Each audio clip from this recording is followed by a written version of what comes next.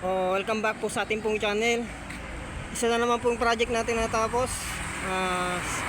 Ating pong customer satisfied na po siya at natapos na yung kanyang canteen. Tinatawag dito yung pagkain. So ito na guys yung kanyang design. So papasukin natin guys. So ito na yung kanyang design mga guys.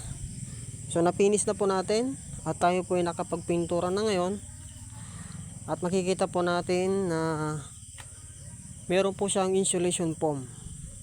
So itong insulation, kaya naglagay po tayo sa taas para hindi po gaanong mainit dito po sa loob ng canteen. So canteen po ito guys. Kaya ito yung kanyang design at napakaganda po. At makikita po natin yung mga bintana nito ay naka-sliding window. Ayan. At kung mapapansin natin dito, yung kanyang ilaw, ito po yung vintage. Ayan.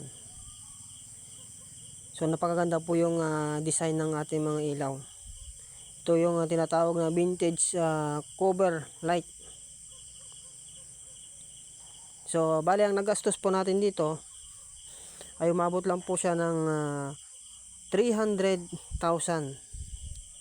Ito na po yung